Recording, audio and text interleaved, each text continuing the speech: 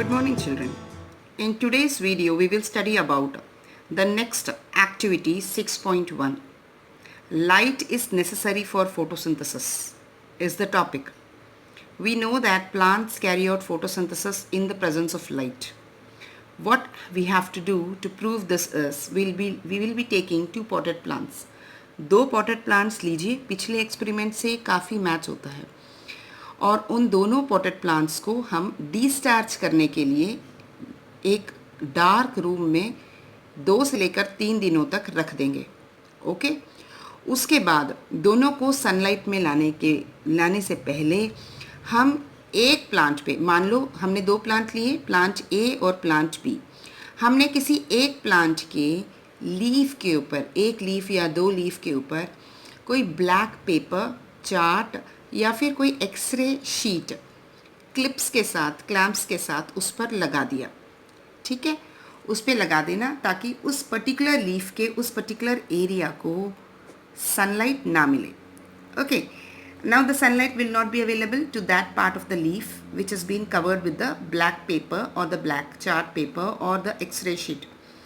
Okay, now what we will do, we will place those plants, दोनों पौधों को हम कहाँ रखेंगे? सनलाइट में for 6 hours. Under natural conditions we will keep it for 6 hours.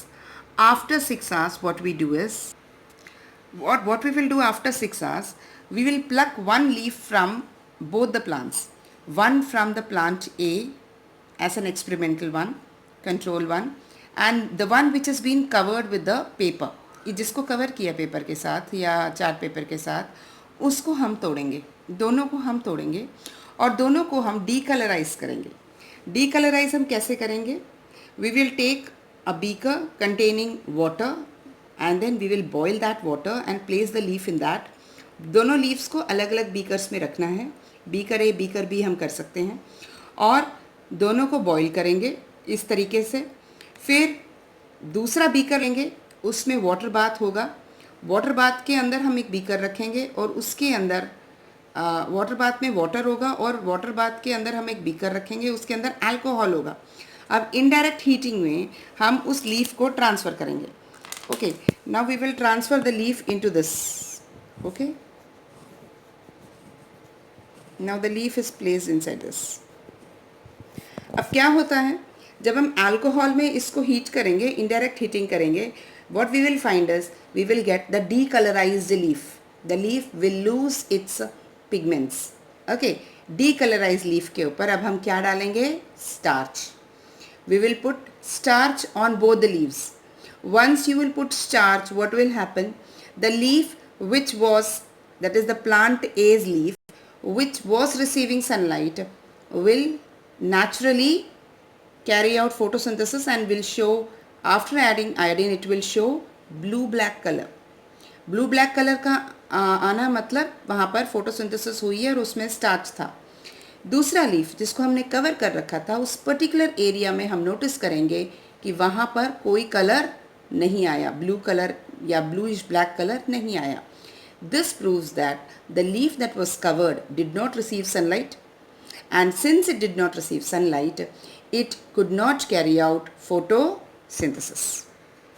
देखो बच्चों, इस तरह से हमें मिलेगा, जिसमें ये प्लांट ए का लीफ है, ये पूरा का पूरा ब्लू ब्लैक हो रहा है, ब्लूइश लग रहा है यहाँ तो, चलो ब्लूइश ब्लैक हो रहा है, और this is showing the presence of starch in it. Okay, और ऐसी सिचुएशन आएगी, ऐसा कंडीशन दिखेगा हमें, जहाँ ये वाला पार्ट, जो बीच वाला पार्ट था, इसके ऊपर हमने पेपर लगा रखा था, चार्ट पेपर काले रंग का, या एक्सरे शीट लगा रखा था, तो इसके कारण यहाँ इस एरिया को सनलाइट नहीं मिली।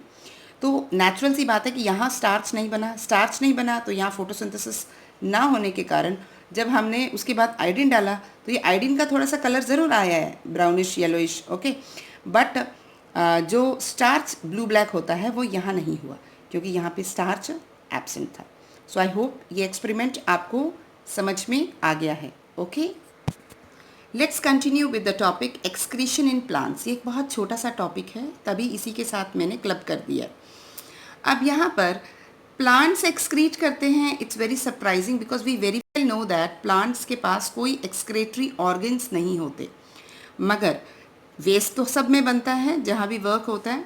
इसमें वेस्ट होता है oxygen, carbon dioxide, water, salts, gums, resins, rubber, latex, essential oils etcetera, ये सारे होते हैं।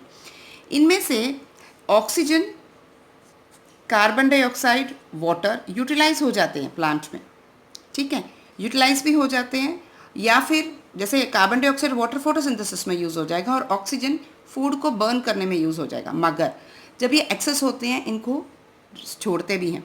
अब प्लांट्स दिन में क्या करते हैं, ऑक्सीजन को रिलीज़ करते हैं और कार्बन डाइऑक्साइड को रात को रिलीज़ करते हैं, ठीक है। रात को फोटोसिंथेसिस नहीं हो पाती, इसलिए कार्बन डाइऑक्साइड रात को रिलीज़ हो जाता है। तो वो इस तरीके से, मगर वाटर जो है एक्सेस में होगा वो as transpiration, during transpiration it is lost.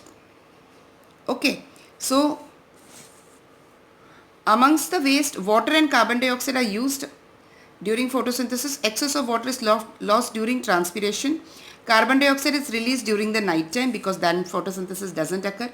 Excess salt अगर होता है, ठीक है, तो ये एक स्पेशल स्ट्रक्चर होते हैं लीफ की ओपनिंग्स में, इन्हें हाइडोथोड्स बोलते हैं।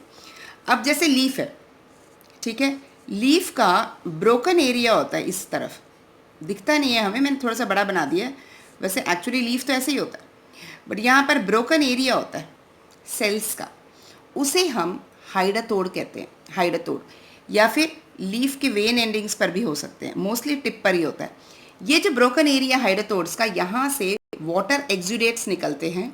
अर्ली मॉर्निंग में हम ड्यू देखते हैं, राइट, वो जो ग्रास के ऊपर ड्यू होती है, वो ड्यू हाइडोथोड से निकला हुआ वाटर विथ सॉल्ट है।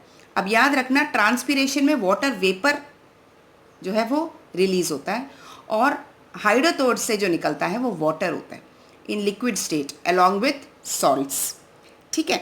अब इसके अलावा aquatic plants loose water bye diffusion into the water itself, excess of waste inside the water, and some excretory products such as latex, gums, essential oils etc. are stored in special tissues and glands within the trunk.